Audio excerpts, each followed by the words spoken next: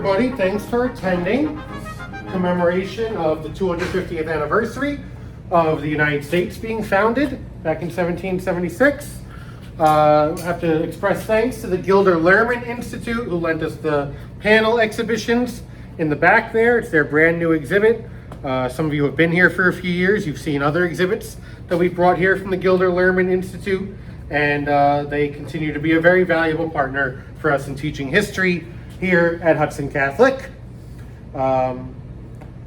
Today, we gather to commemorate a remarkable milestone, the 250th birthday of the United States of America. 250 years is a long time in the life of a nation. It's long enough for stories to become legends, for heroes to become monuments, for ideals to be tested by generations, and for ordinary people to become part of something much larger than themselves. But 250 years is also young in the larger story of history.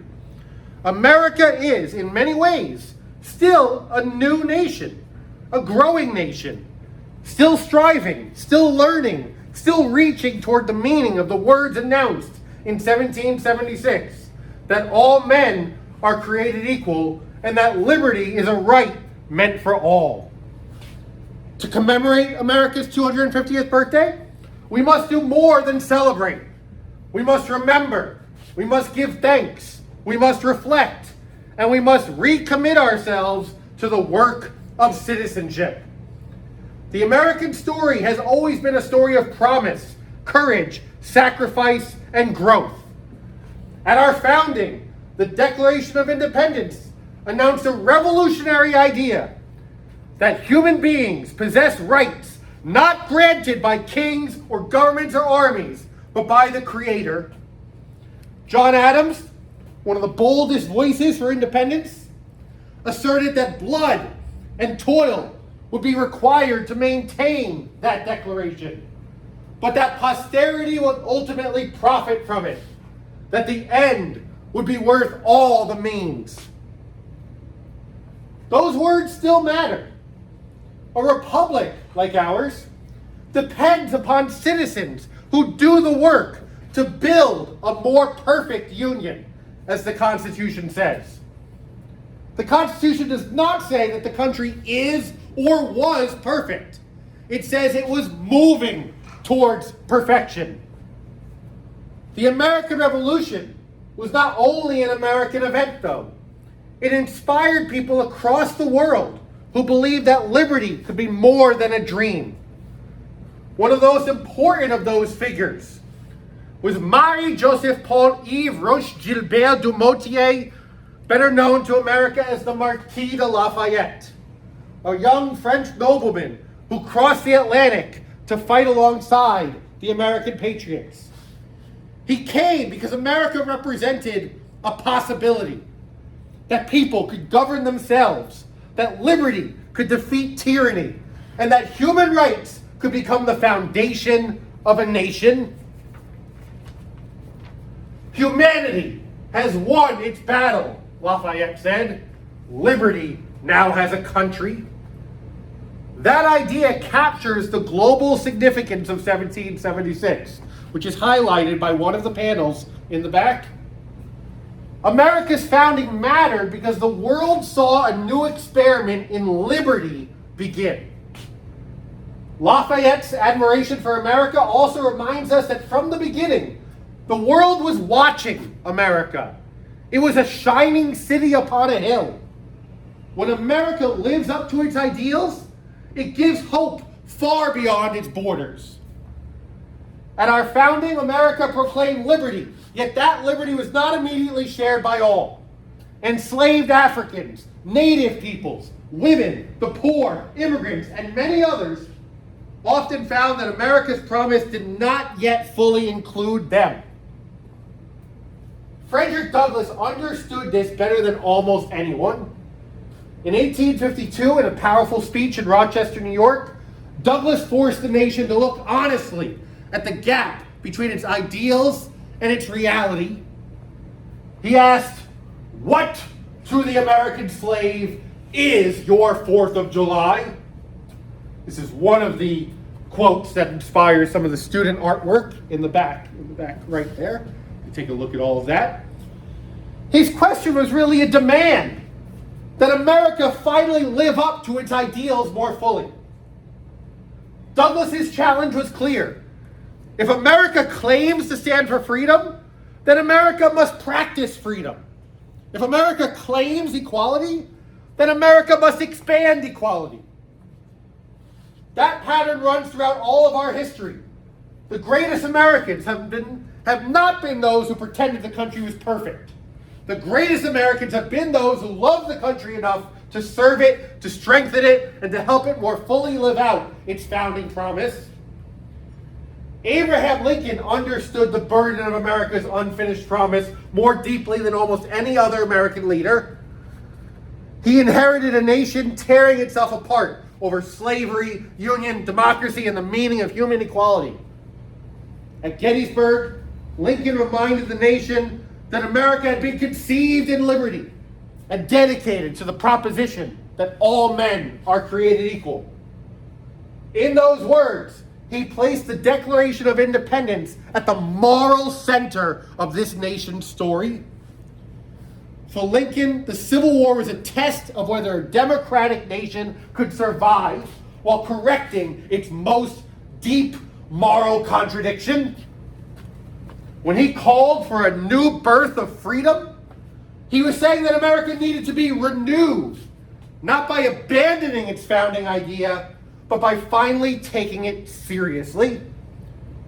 Those words are especially important for America at 250. Lincoln teaches us that patriotism is not blind celebration.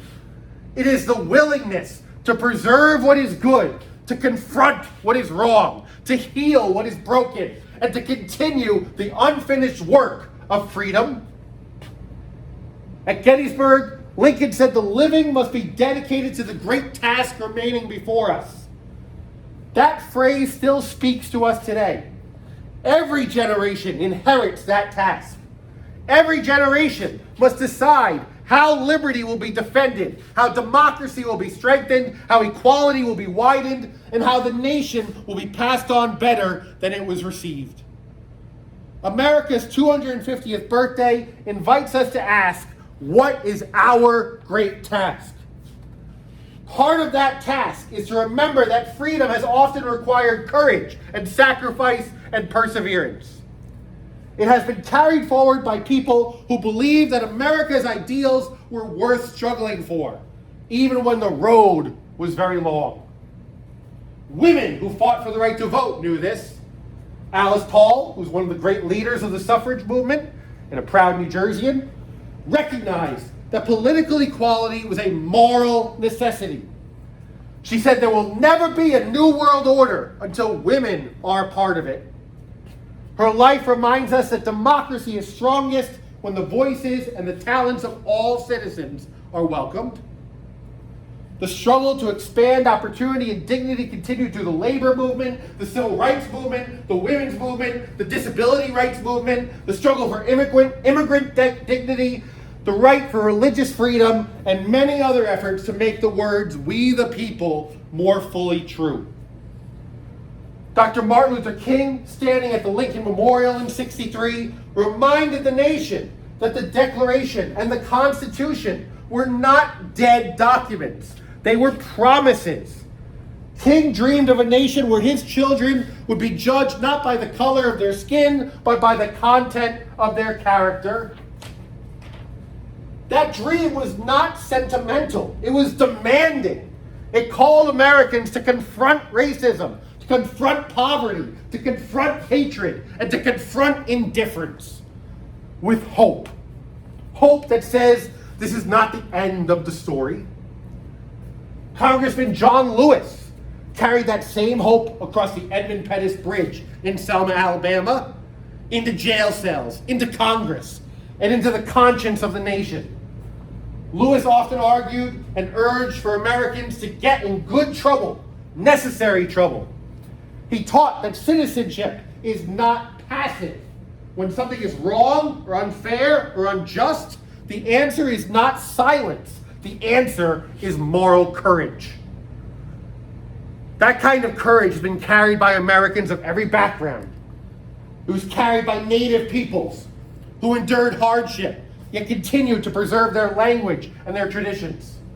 It was carried by enslaved people who sang of freedom before they could see it. It was carried by immigrants who arrived with little more than faith and labor and the belief that their children might live with greater dignity than they did. It was carried by workers who organized for fair wages and safer conditions. It was carried by soldiers who left home to defend the Republic. It was carried by teachers and nurses and farmers and factory workers and clergy and parents and activists and artists and students. People whose names may never appear in textbooks, but whose lives form the foundation of this nation. America at 250 is a story of people who kept going. John F. Kennedy expressed this spirit when he challenged Americans to ask not what your country can do for you, ask what you can do for your country. That sentence still matters because it reminds us that patriotism is not merely pride in the country. Patriotism is responsibility for the country and its people. It is asking whether our actions are worthy of the flag that we wave. John McCain, some items featured with John McCain in the back there, who knew both the cost of service, and the importance of country. If you don't know John McCain, he spent about 6 years as a prisoner of war in Vietnam being tortured, and came back and got involved in politics. He offered a final challenge to Americans near the end of his life. Do not despair of our present difficulties, but believe always in the promise and greatness of America, because nothing is inevitable here. Americans never quit. We never surrender. We never hide from history. We make history. In this 250th birthday year, we should be proud and grateful. We should celebrate with joy, but also remember with honesty and look forward with confidence. We celebrate the courage of the American Revolution, but we also remember the generations who expanded liberty beyond the men who first claimed it. We celebrate the Constitution, but we also remember that its strength has come from citizens who have defended it and amended it and worked to make its protections more complete. We celebrate American innovation and service and sacrifice and faith and family and freedom and opportunity. We celebrate our diversity, and we remember that diversity is strongest when it is joined to dignity and justice and mutual respect. We celebrate freedom of speech, freedom of worship, freedom of the press, and the right to assemble. And we remember that rights survive when citizens use them responsibly and defend them faithfully. The beauty of America is not that it's never faced hardship. The beauty of America is that again and again, people have risen up to strengthen it through that hardship. That is why the American story is not a straight line. It's a journey. It's a conversation across centuries. The founders speak. Lafayette believes. Douglas challenges. Lincoln answers. Alice Paul demands. King dreams. Lewis marches. McCain serves. Veterans sacrifice. Immigrants build. Students question. Citizens vote. And each generation adds its voice. And now it is our turn. We can look at what America meant in 1776, but we should also ask what America means in 2026 and beyond. Will it mean courage and service and gratitude and responsibility? Will it mean liberty and justice carried forward for the next generation? Will it mean honoring the past while building wisely for the future? A 250th birthday like this is a moment to look backward with gratitude and forward with purpose. We owe gratitude to those who came before us, not because they were perfect, but because they handed us a nation still capable of growth. We owe honesty to those who suffered, because their pain must never be erased from the story. And we owe commitment to those who will come after us, because the America they inherit will depend on the choices we make now. So let this anniversary be a renewal. Let it renew our respect for truth in public life. Let it renew our commitment to teaching history honestly. Let it renew our belief that disagreement does not have to destroy community. Let it renew our care for the poor, the vulnerable, the forgotten, and the stranger. Let it renew our willingness to listen before judging, to serve before complaining, and to build before tearing down. At 250 years old, the United States is not finished. It is still becoming. And that may be the most American thing about it. Thank you, and God bless the United States of America.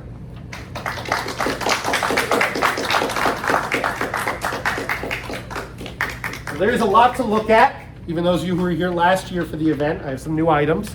So ready to take a look around?